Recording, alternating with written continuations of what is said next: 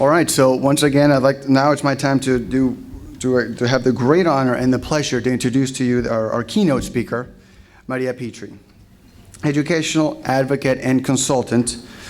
Let me read a little bit of her bio before we get her up here. So Maria is an international, national, and statewide educator recognized for her leadership in creating and developing the first successful dual language program in North Carolina.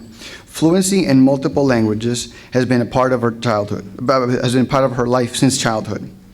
Her mother is from Panama and her father is from South Carolina. She attended Wingate Junior College, Appalachian State University, and the University of North Carolina, earning a sixth-year degree in curriculum and instruction. Maria served as a teacher and in various administrative positions, including 3 years of executive director of 26 schools in Charlotte-Mecklenburg Schools, East Learning Community, and 13 years as the principal of Collingswood Language Academy. Under her leadership, Collingswood received recognition as one of the premier bilingual programs in the United States. Collingswood also became the only school in North Carolina accredited by Spain's Spanish Ministry of Education.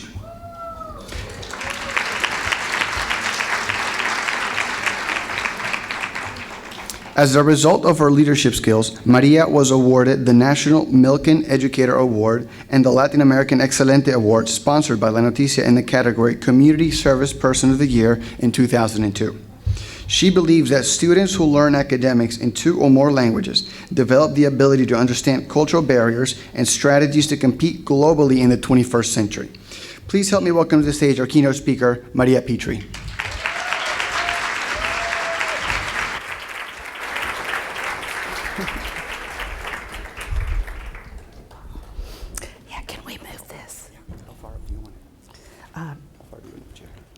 If we could just.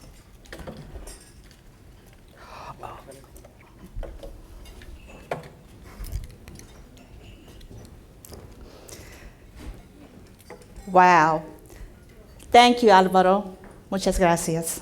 Good afternoon, ladies. Wonderful Latin American group. You know what? You look beautiful because Latin American women are beautiful in spirit, in their culture, and their language. Wow. All I can say is Yahoo! I am so very pleased and so very honored to be with you today. I am also very excited to have this opportunity to share with you my experience and knowledge about the importance of raising Latin American children to be able to speak, read, and comprehend the written word in both English and Spanish.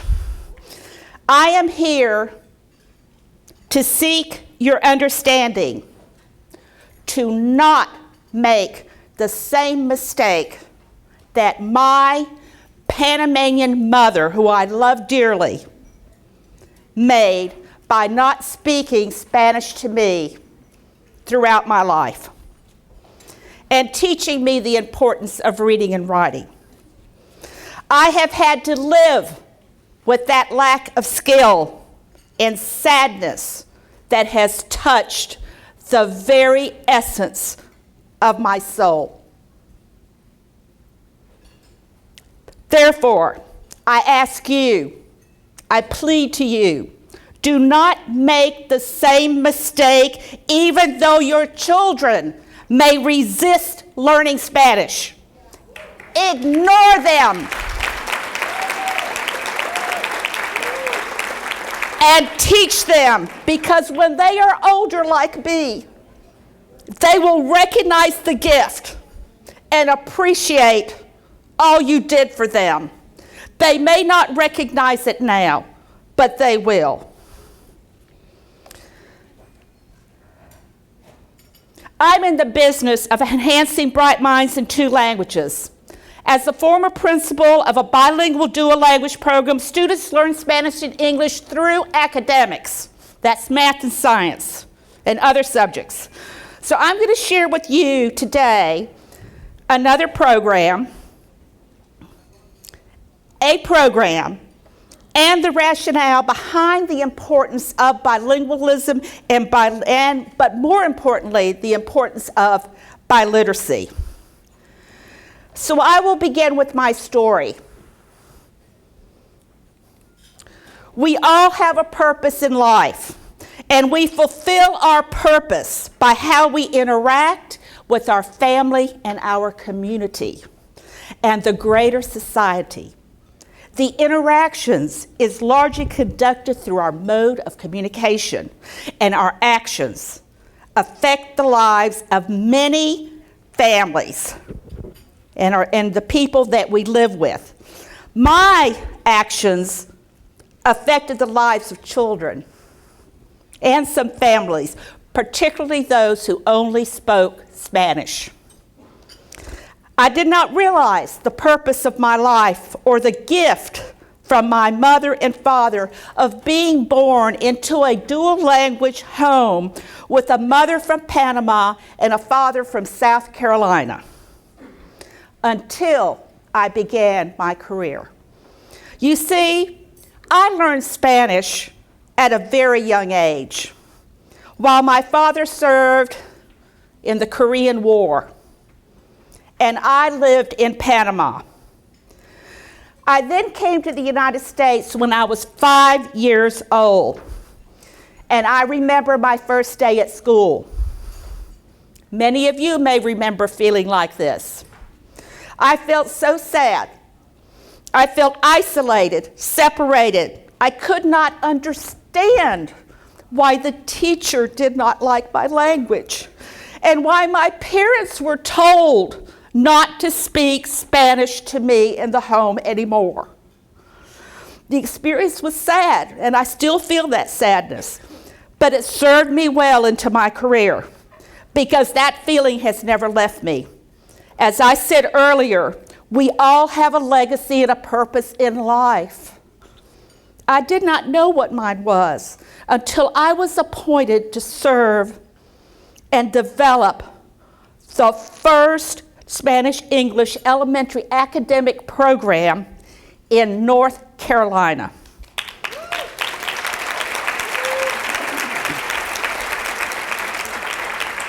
Because of my experience as a principal, I recognize the importance of bilingualism and biliteracy, school options, a dual language program that works, its advantages, and how parents can support biliteracy in the home, all of which I'm going to share with you.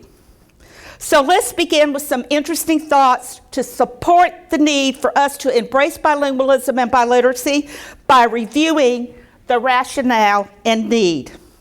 Let's take a look at the rationale for second language education. You may ask yourself, why should we be concerned about providing our students with this opportunity? Okay, you know they're going to learn English, but the second language to be biliterate that I'm talking about is Spanish.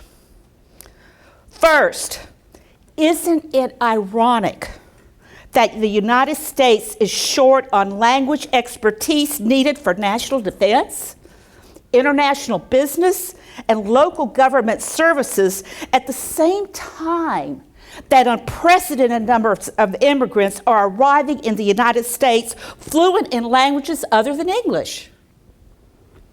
Second, we need to respond to the changing demographics in the United States. For example, by the year 2050, the Latin American population will comprise what percent? Does anyone know?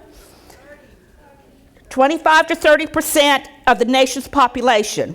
There is an increasing percentage of English language learners entering our schools. And I'm going to talk about Charlotte-Mecklenburg because that's where I have the data.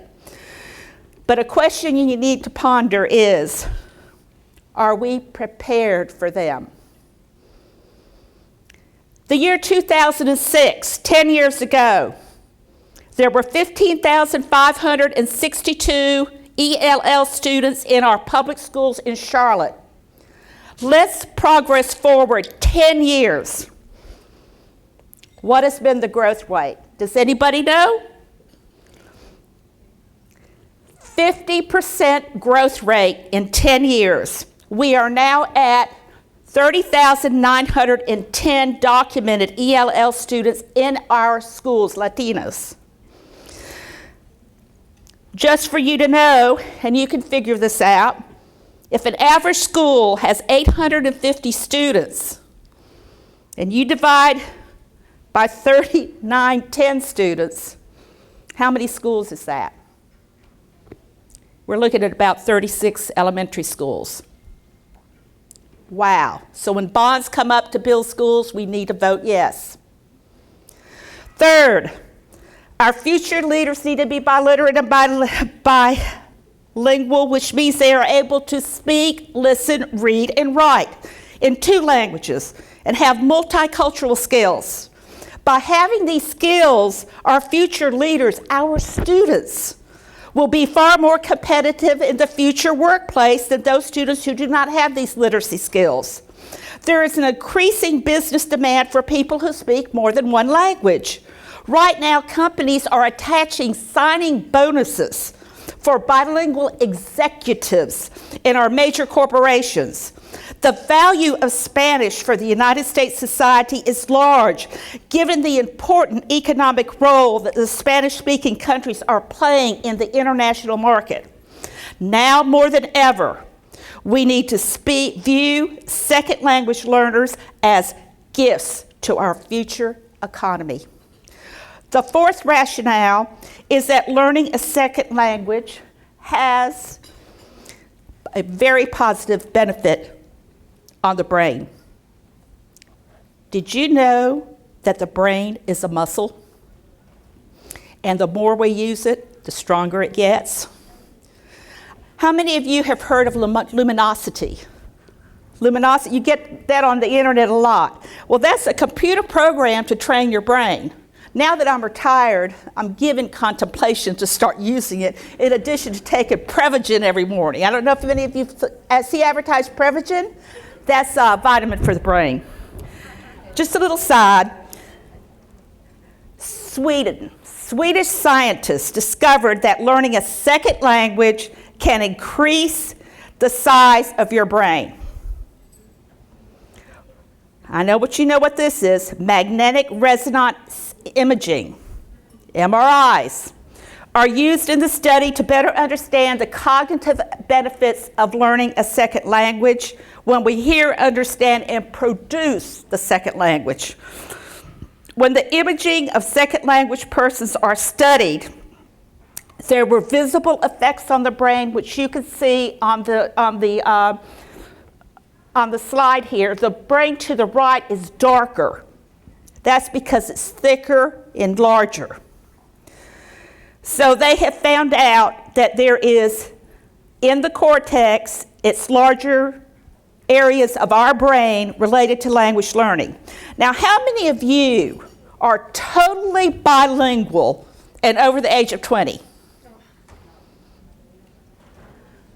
Okay, great. I got some good news for you.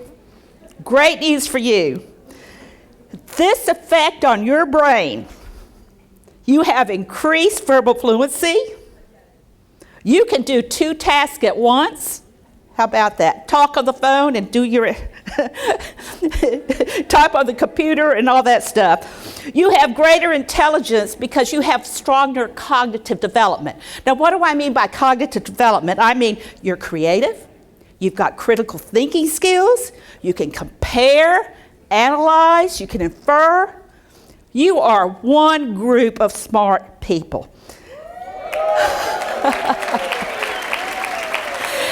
And another thing you've got to hear, I got another good news. You're not going to believe this. How many of you are nearing retirement? How about 55? You don't have to. Okay, I'm well up there, folks. I'm well up there. I do the creams and everything. Okay, what I want you to know is this was what I just love about second language. This is from Canada. You know, Canada is very diverse with their languages. And these studies in Canada say that Alzheimer's disease and the onset of dementia are diagnosed later for bilinguals when compared with monolinguals, concluding that a second language can help you to stay cognitively healthy, well into your later years. That great? Now, all we hear about in education, and you hear this in the news, there's a gap, right? There's a gap between whites, Latinos, blacks. Yet, we do not promote the learning of a second language. We lead the world economically, yet we do not promote the learning of a second language. We do not support the essence of what we know makes good sense. Specifically, we know that the benefits of learning a second language would narrow the achievement gap. The research is clear. The intellectual advantages are real. So this reality leads me to share with you available school options and then one educational model that works. Okay, the first one. Anyone in here work with ESL? English as a second language? Okay, I see a few of you. Okay, I don't want to offend you. I want to say that in the forefront, but it is a subtractive program, which means that students who speak a foreign language have two program options. One is they can go into English as a second language where they are taken out of regular instruction in English or taken out of academic on-grade level instruction, and they go to a teacher to get support to learn how to learn English. Okay? Then the second program is English immersion. If the parents opt out of ESL, they don't have to go to ESL, they can opt out of it, then their child are immersed in academic English instruction on grade level and with their peers for the entire day. So, what are the results of this kind of language program? Here are the results. Lower achievement. Okay. The best option, which I advocate and gave 13 years of my life to, is a dual language program. Additive programs yield students who become proficient in two languages. The first is enriched immersion, where students in this program are immersed all day in a second language, a foreign language, and usually around second grade begin to develop literacy in their first language. The second additive program is dual language. Students learn how to listen, speak, read, and write in a second language while becoming literate in their own language. In this program, native speakers of English and native Spanish speakers are schooled together. So half of the students are Latinos and half of them are English. And so they come together, and what happens? They level the playing field because each group has something to offer the other, and that is serving models for their own language that each of them wants to learn. So they come together to learn academics, they interact together, and this is what happens. They are able to develop harmonious relationships and skills. Students are taught all their academics through the meaningful, purposeful use of the language. And the overall implication of this program is that there needs to be a mindset in our educational system. The mindset is that second language needs to be perceived as an asset because the results are clear. The students achieve at a high level, they gain language proficiency, they're motivated, and their self-esteem is much higher. Being bilingual, speaking and listening is not enough for our children to be educated enough to compete in our national and global workplace. We need to teach them beyond just speaking the language to being able to read and write in their language, their native language, and a second language. Let's now look at the benefits of a dual language program. First of all students develop a deeper proficiency in both languages. The parents who are involved in this program come together, and their attitude influences the academic success of their children. because they feel comfortable coming into the school and speaking Spanish with the teachers and being able to help their children in academics in their native language. When students process and think in two languages, they are not only expanding their vocabulary, but they are developing a whole new way of processing language and how words come together to form different thoughts. This capacity enriches and enhances students' cognitive development and helps them develop better problem-solving skills, which equals better test scores in math, which equals better test scores in science. Wow. And it also helps them to have better social awareness and appreciation that provides them with skills to work well with others. Knowing a second language ultimately provides a competitive advantage in the workforce. There's a Chinese proverb that I absolutely love. He who knows two languages is worth twice his weight and twice his knowledge. Let's now take a look at how two English-only students immersed in Spanish for 6 months. Now, the reason why I picked English is just for you to see how the other group or population learned your language within 6 months, and how they've learned it through role playing. Okay, let's see if I can get this. Loud. Hello? Can you access it?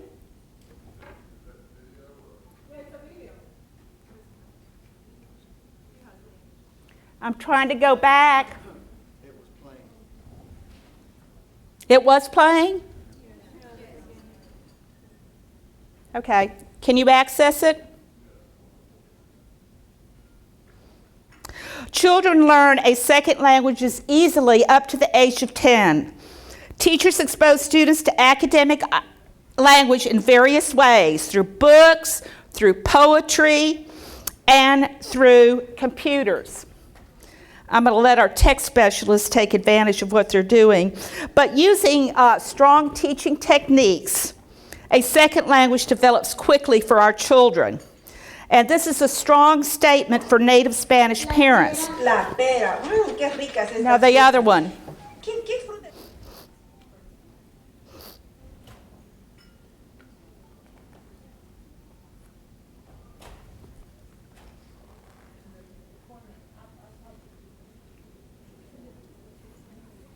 This was not meant to happen, folks, but we're going to work through it. I'll tell you this little joke while we get to it. Mi nombre es Dean. Yo come manzana y yo come hojas del árbol. Yo como ojos del árbol. Okay, that was a caterpillar and I think a little spider. Anyway, I loved it. Now there's an Oriental child on the left and an American on the right. And one of these two children, what they said to their parents when they went home one day, the parents said, "How did you like learning in Spanish all day?" And you know what this child said? "Oh, Mom, I had a wonderful time. It was great. I love it. But I didn't understand one word that teacher said." But you know, you love to learn a second language with the manner in which the teacher teaches. Okay, now let's go on to this next video. You're going to see a teacher teaching beginning reading in Spanish. So view this video carefully and notice what the teacher does to teach, and then discuss at your table the strategies that you saw the teacher use. Okay? Okay, let's get going. La naranja, muy bien. ¿Y esa qué fruta será? La pera. La pera. Qué ricas estas frutas. ¿Qué fruta es esta, Noah? ¿Alguien le ayuda a Rebeca? ¿Qué fruta es? Frera. La fresa, muy bien. ¿Y aquí qué fruta es esta, Tonisha? Uva. La uva. Uy, y en el final hay una sorpresa. Ahora vamos a leer, les doy un libro a cada uno de ustedes y todos leemos juntos. deditos donde tienen que estar. Vamos, ¿listos con el deditos?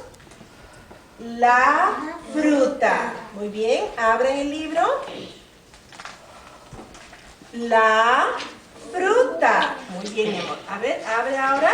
Perfecto. Ahí tenemos, lea. Mira la manzana. Muy bien. Mira la naranja. Mira la pera. Mira la fresa. Mira las uvas. Mira las frutas. Muy bien, han leído excelente y me encanta cómo han indicado aquí al final del libro, como tenemos los signos de admiración, han dicho, mira la fruta.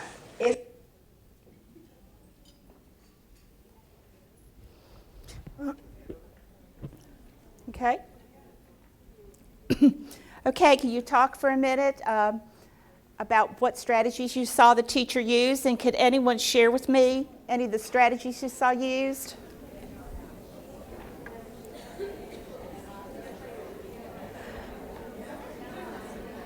Okay, anybody can just speak out. Okay, due to time, I'm being given the time element, so I'll cut this a little bit short. Y aquí hay otra. Okay, let's pick, yes. Can you stand up? We can go to the next slide. Okay, you can leave it there. Yes?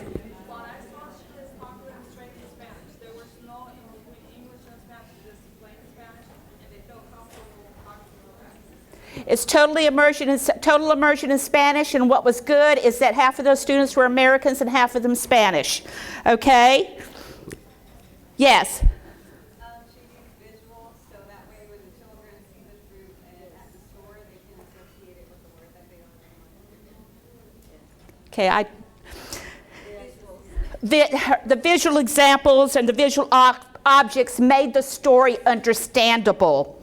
She also introduced specific vocabulary related to books. She modeled reading aloud, and this strategy is called guided reading, and this is what's being used currently in our public schools, especially our elementary schools, for both teaching in English and in Spanish. So now let's move forward to language development at home. You have just seen the language and reading acquisition results for students that are enrolled in a dual language program, but there are only 2 such schools in Charlotte and few across the state.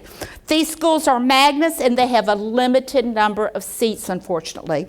But there are ways parents can provide a bilingual experience at home.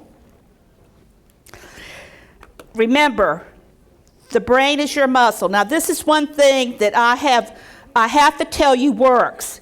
How many of you are married to Americans or American versus to Latinos? Okay, this is one thing you're going to be surprised at.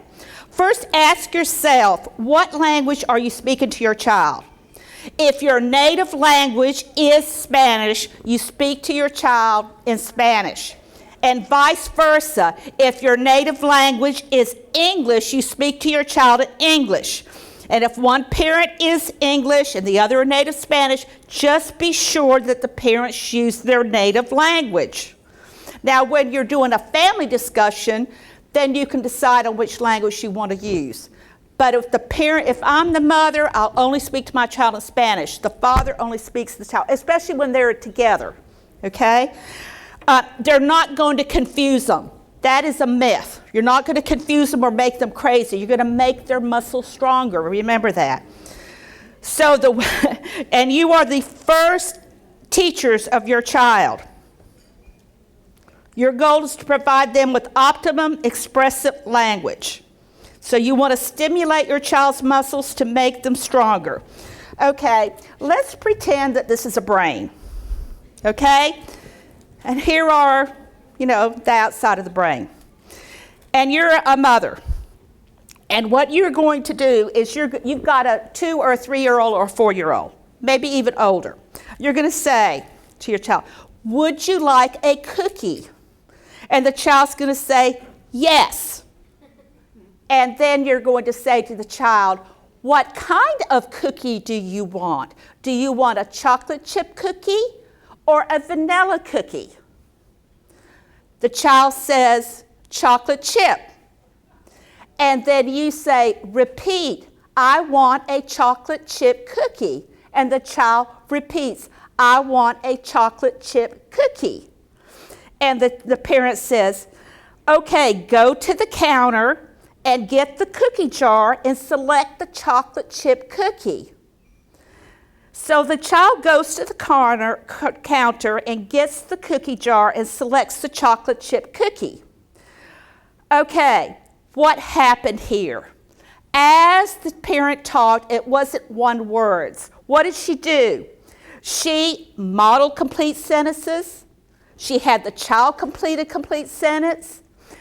She used appropriate grammar.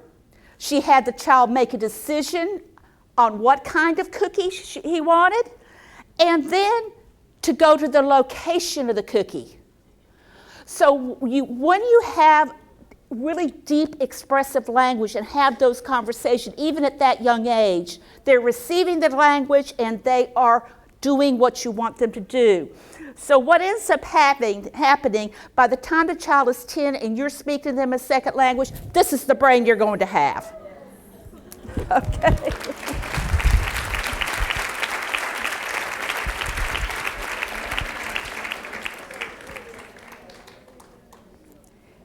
Parents, you must have at least 100 books in your home. Elementary books that you read and you immerse your children in. That is documented that children who are at grade level or above are exposed to many books. Secondly, parents, you need to read. Let your child see you reading. Say you're reading La Noticia. Okay? You're reading La Noticia. And then the child comes up to you. Say he's 6 years old. Oh, look what Mommy read. She read all about the soccer team. Look at the picture of the soccer man and look at his shoes and talk about it. The ball is round. And so you go in and you show the child that you're reading for information, starting with the newspaper. What about a recipe? You can do the same thing with the recipe. You get some kind of toy that needs to be put together, and you have the directions out, and you let the child see you reading the directions on how you're putting things together. So that helps them develop their native language and reading for a purpose. Now, when you create Spanish instruction for your child, let me tell you what you're doing. You're really helping the teacher, because the teacher can easily, the language they have, it transcends to provide a bridge to the second language. Let me tell you how. Modeling. As you know, there are many words in Spanish and many words in English that are similar. Okay, they all have a Latin root context.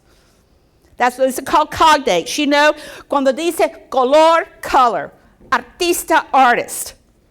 Okay? So the language you have that you teach in Spanish is a Velcro to the brain.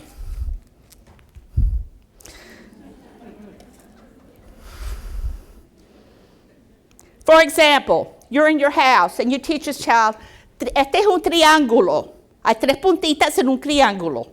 Okay? And then that's all you teach the child in the home. That's all your child knows. Then your child goes to school. That's the bridge. When he gets to the classroom, the American teacher teaches, this is a triangle. It has 3 points and 3 sides. And the child goes, oh! Okay. So just think of it. Whatever you're teaching them is a Velcro to the brain. There are many similarities between the two languages. Okay, I'm nearing the end here. Oh, well, I've gone through that. Also, there is a handout for you that I didn't mention in your thing that gives you some ideas with how to work with your child and read to your child. Reading to your child every day, even the same book over and over, is very, very important, very critical. Make the time for it. It's very worth it. And make it natural, okay? Make it very, very natural. Like, oh, look, we're going to read a book about 2 bears. It says, kiss me. Kiss me. and then you start to read, and the child engages with the textbook. That could be a mini session next on how to teach parents how to read with their child. But let's go now to this slide. I began with my presentation with the gift of legacy. You see, growing up, I did not learn academic Spanish, but I did learn conversational Spanish. So when I was appointed to serve as the principal of the first dual language program, I knew that I could turn my loss of not speaking academic Spanish in the Southeast United States to that, so that our future students could effectively listen, speak, and write by developing the best dual language program. I wanted them to have a cutting edge beyond being bilingual. Okay. So in the year 2004, we had a conference, a bilingual dual language conference from the State Department of Public Instruction. 2004.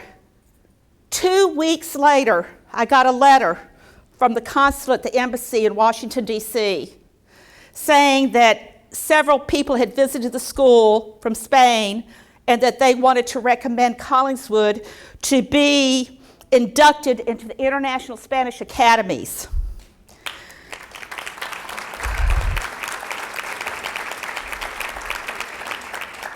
So in November of 2005, the government of Spain paid for me to go to Seville.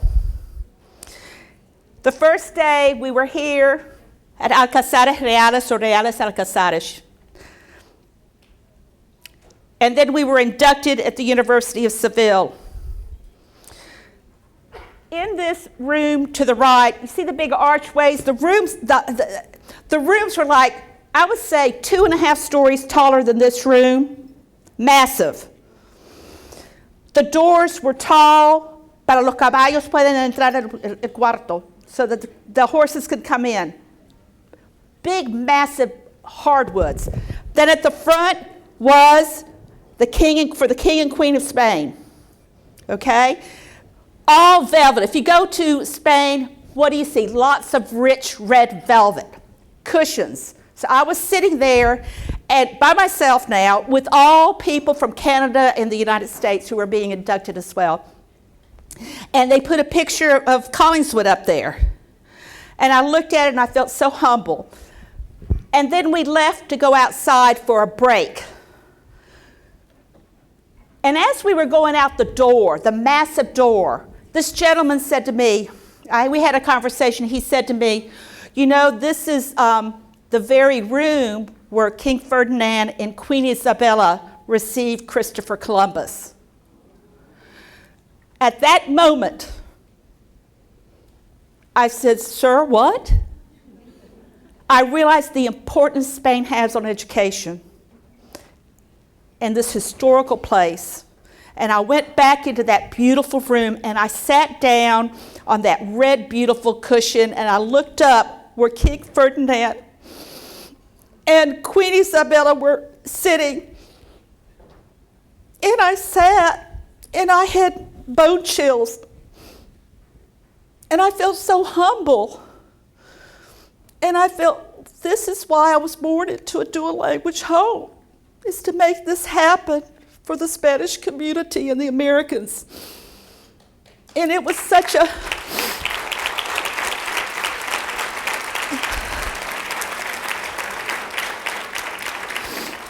moving experience.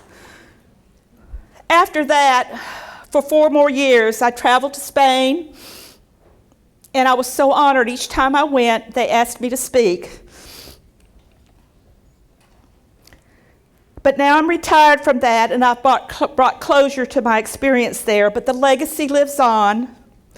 The international network, this one, is in its 15th year of operation and includes schools within Canada and the United States. What does this school mean? It means that the ministry provides instructional tools and consultant support and also teachers from Spain. So this is the end of my story, and I'm going to quickly share the final thoughts. The majority of Latin American persons living in our major cities have not studied in Spanish. Many who graduate with an MBA are very educated in English, but when they have to speak in Spanish, they look unprofessional because their vocabulary and grammar are somewhat poor. So they are jeopardizing their image and that of their companies. Latin parents do not need to assume that their children will be bilingual just by talking Spanish at home. They have to study the language the same way they study English.